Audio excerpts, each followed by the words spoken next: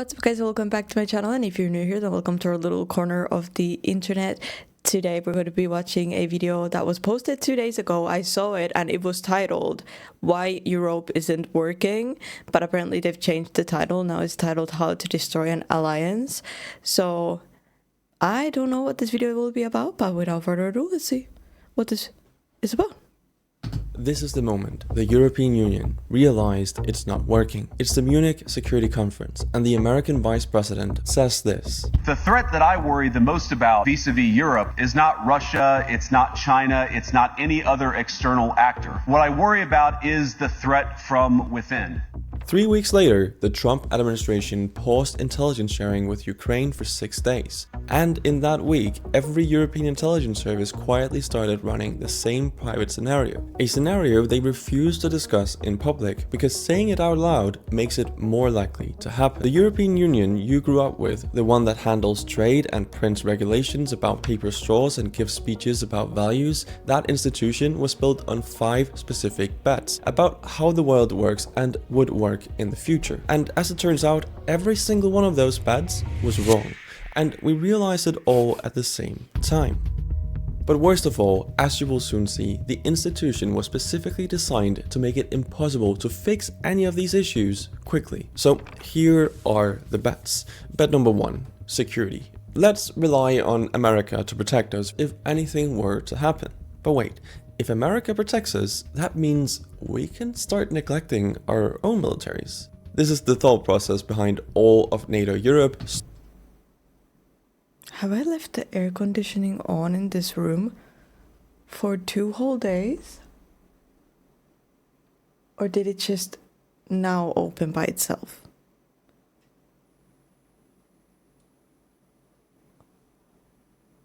Whoops. Okay.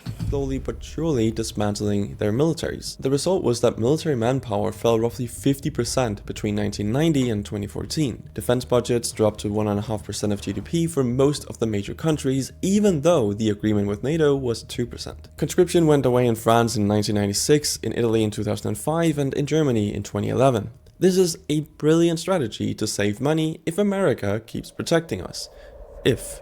Bet number 2, cheap energy. Let's route a bunch of cheap gas from Russia, Azerbaijan, and Algeria to Europe, and use it all to build a giant industry that only functions if this cheap gas is readily available indefinitely. A strategy that was so brilliant, Germany really set it in stone when they built the Nord Stream pipeline straight into Russia, and when they doubled their bet after 2014 when Crimea happened. Italy built TAP from Azerbaijan, and Spain built LNG terminals connected to Algeria. This resulted in Russian gas being 45% of EU gas imports in 2021. A great success at the time. I mean, industrial electricity prices in Germany were cheaper than the United States. That's amazing for their industry. There's just one problem. This system only works if those partnerships hold. But now on to bet number 3, China. This one is a bit more intricate, but essentially the bet...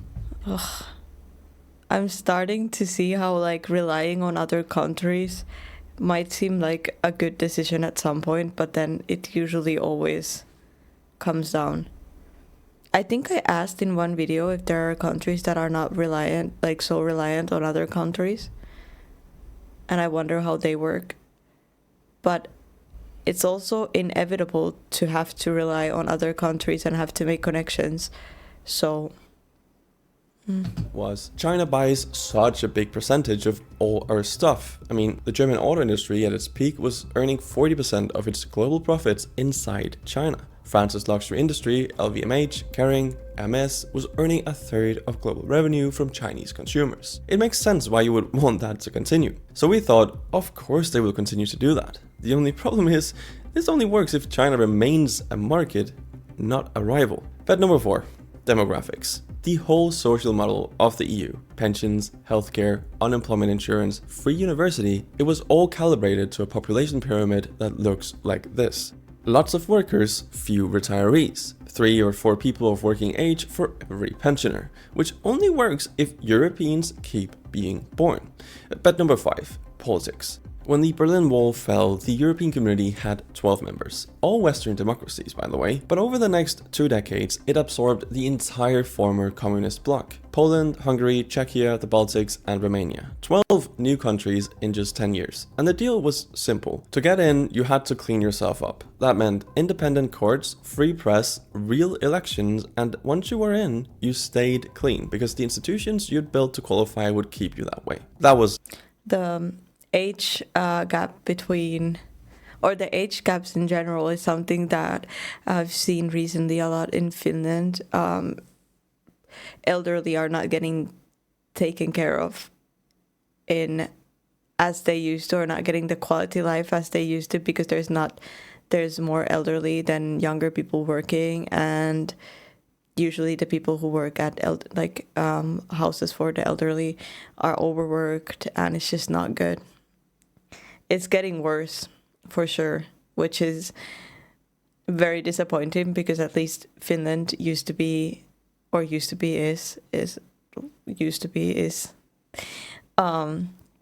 somewhere where you would always expect to get like amazing healthcare, amazing, services from the country and help and all of that. And now I feel like it's kind of crippling a little bit.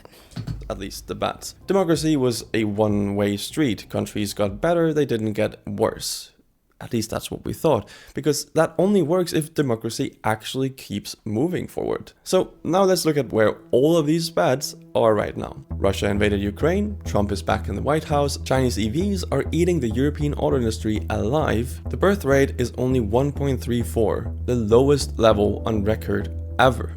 Oh, and then there's Hungary and Slovakia, who have spent 3 years blocking EU sanctions on Russia, delaying weapons to Ukraine, and vetoing statements the other 25 members all agreed on. Because in the EU, this is very important by the way, foreign policy needs every country to say yes, so any one country can stop it. Look, all these bets were literally the premise of the EU. Take them all away simultaneously and the institution is sitting there trying to operate in an environment it was never designed for. The question now is whether it can adapt, and the answer is mostly no. Let me show you why. I'm going to start with the part that should terrify everyone. In spring 2025, after Munich, after Trump's blow-up with Zelensky in the Oval Office, the European Commission announced something called Rearm Europe. The headline number was 850 billion euros, which yes, that sounds enormous, but let's read the fine print, shall we? Of that 800 billion, about 150 billion is actual money and is actually pretty clever. See, the European Commission goes to financial markets and borrows money on behalf of all 27 member states together. Since the EU as a bloc has good credit, it can borrow more cheaply than most individual countries can. It then lends that money to member states, who use it to buy weapons. So that's all good. But the other 650 billion, that isn't what you think it is. It's probably better described as permission. See, normally EU rules cap how much debt a country can run. So basically what the Commission said is, if you want to spend more on defense, we'll waive that rule for you for 4 years. But the country still has to spend the money themselves. Borrow it or tax it or cut something else if they're spending in the country. So that 650 billion, that number is what European countries could spend if they all decided to use this new flexibility on the Disability and Growth Pact. It's an if. But here's the worst part. Even if the 800 billion euros were real, it would not save Europe. Because the industrial base to absorb that money doesn't even exist.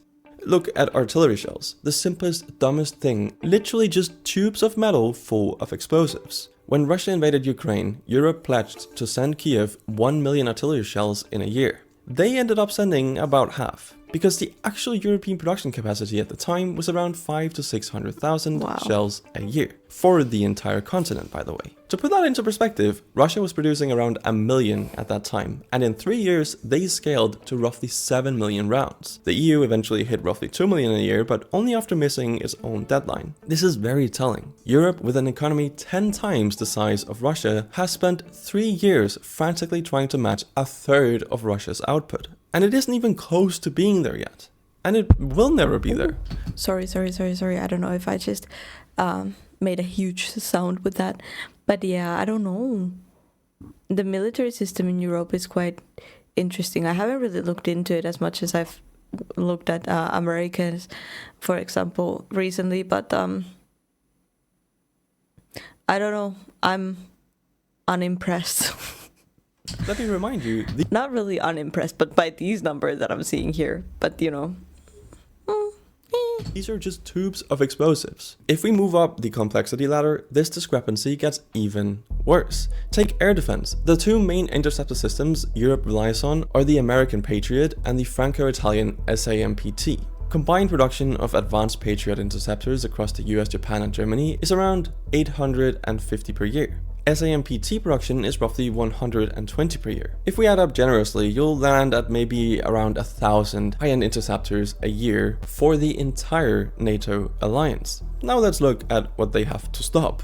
Russia is building between 840 and 1,020 short and medium-range ballistic missiles every year. Drones, well, they've got hundreds of thousands of those, and in real combat, 2 or 3 interceptors are needed to take down one incoming missile. This is pretty simple math. Europe cannot produce enough interceptors to shoot down what Russia can produce to throw at it. The list is also long for everything the EU relies on America for. Suppression of enemy air defenses, strategic airlift, satellite intelligence, long-range precision strikes is all reliant on the Americans. But don't take my word for it. The Estonian Foreign Intelligence Service, the German BND, French DGSE, and IISS in London have all run versions of the same internal study in the last 2 years. The number that keeps coming back is roughly 70 to 90%. That's the share of strategic enablers, the stuff that literally lets... I would understand relying on others for a certain amount of time, but I think this would be something that logically would be taken into consideration because nothing's ever written on stone, which I think it surprises me how advanced Europe is. But then again, like, I don't know, I just feel like it could have been more prepared. A modern war happen at all where Europe depends on the United States. That's a big problem if Big Brother America ain't gonna help us. But here's the part that it seems like everyone is missing. The European defense industrial base is so uncoordinated. KNDS, the Franco-German tank consortium that built the Leopard 2 and the Leclerc, took 12 years to merge and still can't agree on what next generation battle tank to build. Russia builds one tank. NATO Europe builds 17 variants of 3 different tanks. This fragmentation cost Europe roughly 30% of its defense procurement budget. That's very inefficient. And then there's the nuclear question, which everyone in Europe wants to avoid talking about. So let's talk about it. The European Union has exactly one nuclear power, France, about 290 warheads. Russia has somewhere north of 4,300. Now, French nukes do of course deter Russia from launching a full strategic nuclear war. Mutually assured destruction is a real thing. 290 warheads is more than enough to make Moscow, St. Petersburg, and every major Russian city disappear. Putin isn't going to start World War III over the math of who has more. The problem is everything below that. The scenario that actually keeps European planners up at night isn't a strategic exchange. It's Russia using a tactical nuclear weapon on a battlefield. For example, a Ukrainian formation, an Estonian port, or a NATO supply hub. And then saying, stop here, or the next one will be bigger. Now, what does France do? Launch 290 warheads at Moscow over a tactical strike in Narva? That's civilizational suicide for something that didn't even happen on French soil. Macron won't do that. The American umbrella, however, was credible at this level because the US had its own tactical nuclear weapons, forward deployed in Europe, with a doctrine that said we will respond proportionally. France doesn't have that. France has one option, full strategic launch, which means at the level Russia might actually use a nuke, France's deterrent is theoretical at best. President Macron has floated the idea of extending the French umbrella to cover the rest of Europe, but that's just a speech. That is not a treaty. France's nuclear doctrine is explicitly national. There is no mechanism today for a French president to commit French nuclear weapons to the defense of Estonia or Poland or Germany. No NATO-style integrated planning, no shared command, no equivalent of the American nuclear umbrella that's protected Western Europe for 70 years. So when European leaders talk about strategic autonomy, what they actually mean is one country, one option, full launch or nothing, against an adversary with a full ladder of nuclear options and the doctrine to use them. The consensus from all major European defense units is that it will take 10 to 15 years to rebuild the European defense industrial base to a serious wartime footing. That's a bit of a problem because the threat horizon, the time within which most European intelligence services believe Russia will be ready to test NATO, is 3 to 7 years. It's pretty simple. You cannot outbuild a problem that not only has a head start but is also faster than you. That's basically the whole EU defense problem in one line. So let's move on to the EU's frankly insane energy bet. As we've established, the European industrial economy was running on a very specific, I'm quiet because this is new information for me as well. very cheap input, Russian natural gas. When Russia invaded Ukraine, that input went away. In one sense, you could say this is a triumph, because within 2 years, Russian gas dropped from 45% of EU imports to 12%, a faster decoupling than almost anyone in 2021 thought possible, which, if you look at it isolated, is a good thing. But obviously we can't do that. And the reality is, Europe didn't replace Russian gas with European energy independence. It replaced it with American liquefied natural gas. In 2025, the United States supplied 53% of EU LNG imports. Basically, one strategic dependence got swapped for another. And the new dependence happens to be on the country whose vice president went to Munich and told European defense ministers to their faces that American support is now conditional on whether their domestic politics are sufficiently aligned with. You see the problem. Meanwhile, the price isn't pre-2022 cheap. EU industrial electricity in 2025 was twice the United States level and 50% above China. Prices like that destroy industries. BASF, the world's largest chemical company, headquartered in Ludwigshafen for 160 years, closed one of its 2 ammonia plants in Germany, cut 2,600 German jobs, and meanwhile invested 10 billion euros in a new chemical complex. 160 years, closed one of its 2 ammonia plants in Germany, cut 2,600 German jobs. 2,600? How many people work there? I thought that was a photo of the city, and is that whole thing the thing? I thought that was a photo of the city, and then there's like somewhere there's the thing. I think that whole thing is the thing. That's crazy. How big are these things? I'm saying thing a lot. I don't know what the word is. I can't remember anymore. That's wild. And meanwhile invested 10 billion euros in a new chemical complex in Zhejiang, look China. At that. Volkswagen in late 2024 threatened to close German plants for the first time in 87 years. The energy input the entire continental industrial model was calibrated around is now permanently more expensive than it is for the country's main competitors. And the energy price isn't going back down, because the new supply, American LNG, costs more to extract, more to liquefy, more to ship across the Atlantic, and more to regasify on the European end. Every step of that process is more expensive than what came out of a Russian pipeline. This means Europe is literally deindustrializing in real time, and China is eating its lunch. The European auto industry has been quietly transferring ownership of its iconic brands to Chinese firms for 15 years. In 2024, BYD overtook Volkswagen in Chinese sales for the first time in the modern era of the Chinese auto market. Stellantis, the French-Italian conglomerate, sold its remaining China stake in 2024. Volvo Cars has been owned by the Chinese conglomerate Geely since 2010. Polestar is also Chinese. What's interesting is what the EU did about it. In October 2024, after years of internal debate, the EU finally proposed anti-subsidy tariffs on Chinese electric vehicles. This is how the vote went. 5 countries voted against it. The biggest one of those was Germany, and they had the most to lose from Chinese competition, so it might not make sense why they voted against it. But they did it because Volkswagen and BMW are still exposed in China and didn't want retaliation. I think you see the problem here. When you have 27 national interests with one EU policy that says unanimity is required for the big stuff to happen, it's hard or actually practically impossible to do anything. And let's not get it twisted here. It's cars, yes, but also solar panels, wind turbines, trains, batteries. You can pick any strategic industry. The script is the same. Wow. Europe is losing, China is winning. So let's move on and discuss what has become quite the curveball for the EU. Demographics.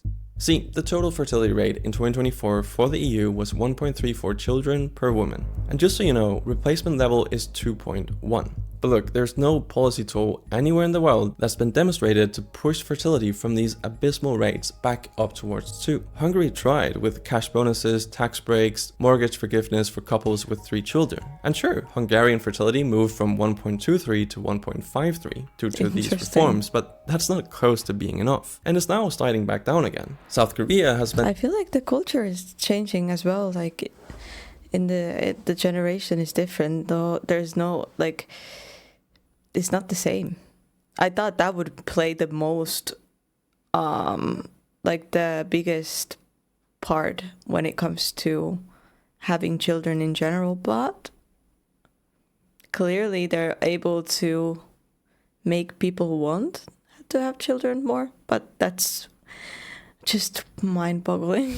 Over $300 billion on pro-natal policy and currently has the lowest fertility rate on Earth. Demographic decline is for practical purposes irreversible on the time horizons that matter. The only thing that works is immigration. So that's what the EU tried. In 2015, just over 1 million asylum seekers crossed the Mediterranean and the Balkan routes in 18 months. Angela Merkel said, "We can manage this," and Germany alone took in roughly 890,000 people that year. What followed was not what the policy assumed. The Dutch government's own policy bureau, the CPB, published a study in 2023 calculating that non-Western immigrants to the Netherlands are net negative across their lifetimes, meaning the state pays out more in welfare, healthcare, and education than it collects in taxes. This is definitely something that's been less broadly talked about in all Europe, and yeah, I'm an immigrant too in Spain, but yeah. Germany, roughly 47% of recipients of basic welfare in 2024 held a foreign passport, despite foreign nationals being about 15% of the population. 8 years after arriving, around a third of recognized Syrian refugees in Germany were still receiving state support. Was this what was supposed to happen? No, of course not. The policy bet was that working age arrivals would integrate into the labor force and start paying tax within a few years, offsetting the demographic shortfall. The reality was slower, more expensive, and concentrated in the exact welfare programs that pension age voters depend on. So Europe ended up with the worst possible outcome on both ends. Birth rates kept falling, immigration produced a fiscal hole instead of a fiscal cushion, and the political backlash to the second problem made any further immigration politically impossible, even though the demographic math says the continent needs more of it, not less. Add to this, they can't even send the ones hurting their country back to their countries. When the political backlash arrived, when voters started demanding tougher enforcement and faster deportations, European governments discovered they couldn't actually do it. The European Convention on Human Rights, signed in 1950 and binding on every EU member, prohibits sending anyone back to a country where they might face torture, inhuman treatment, or serious risk to life. Over 70 years of case law from the European Court of Human Rights has expanded that to cover Syria, Afghanistan, Eritrea, Somalia, parts of Iraq, parts of Yemen, and parts of Sudan. If you're from one of those countries, you essentially cannot be deported, regardless of what you've done. And that is the part that I would like to highlight with this man. His name is Anis Amri. He's from Tunisia. And he entered Europe in 2011, served 4 years in an Italian prison for arson and assault. When he got out, Italy ordered him deported, but Tunisia refused to issue replacement papers, so Italy released him instead. He then moved to Germany, applied for asylum under multiple fake identities, was rejected, and then was ordered. Wow, this is stupid. You can't, like, put one person and be like, this is what I mean. Yeah, okay. I think I have my opinions too. I think the immigration system maybe has been faulty, is definitely not better things in most parts of Europe, but I don't like to take one person and make a, you can't make an opinion because one person did a thing. Deported again. Tunisia just refused, so German authorities had nowhere to send him, which under EU law means he had to stay. And this is what happened after. On December 19th, 2016, he hijacked a truck, killed the Polish driver, and drove it into the Christmas market at Breitscheidplatz in central Berlin. 12 people died, 56 were injured. He was on a German terror watch list at the time. Italy had a file on him, and Tunisia had refused his deportation paperwork twice. Every system that was supposed to catch him had, but none of them could remove him. Now let me be clear, is Amri representative of most immigrants? Of course not. The overwhelming majority of refugees and asylum seekers commit no crimes and want nothing more than to build a quiet life. That has to be said because it's true. But the structural problem isn't about most immigrants. It's about the small share who shouldn't be here, who everyone agrees shouldn't be here, who have been formally ordered to leave and who the system cannot remove. That's the gap the politicians are reacting to, and no European country has solved it. Even when removal is legally possible, the practical obstacles are everywhere. Many arrivals destroyed their documents en route. Without confirmed nationality, no country will accept them back. Domestic courts hold individual deportations on humanitarian grounds. A pending medical treatment, a child in school, a pregnant partner. The result is a deportation gap that runs across the entire continent. In Germany alone, roughly 50,000 people are currently under active deportation orders that authorities cannot execute. Across the EU, only about a quarter of return orders are actually carried out. So yeah, you get the point. But it's finally time I reveal what I mentioned earlier about a country who is in the EU but is actively working against the only reform that could fix the EU's security problem. That country is Hungary. The best way to describe Hungary and their relationship to the EU is that it sits inside the European Union but works for Moscow. See, Orbán, the country's de facto leader, has spent 15 years building a personal relationship with Putin. He's allowed a Russian-built nuclear plant on his soil, has signed long-term gas deals while the rest of Europe was trying to cut Russia off, and when the EU wants to sanction Russia, Orbán delays it. When the EU wants to send weapons to Ukraine, Orbán blocks it. And it gets worse, by the way. Article 7, the supposed nuclear option for sanctioning a member state that breaches EU values, has been triggered against Hungary since 2018. The actual sanction, however, would require a unanimous vote of the other 26 member states. 25 vote for, but every single time Slovakia vetoes against it. It's an interesting relationship. Hungary protects Slovakia, Slovakia protects Hungary, and the entire enforcement mechanism is that.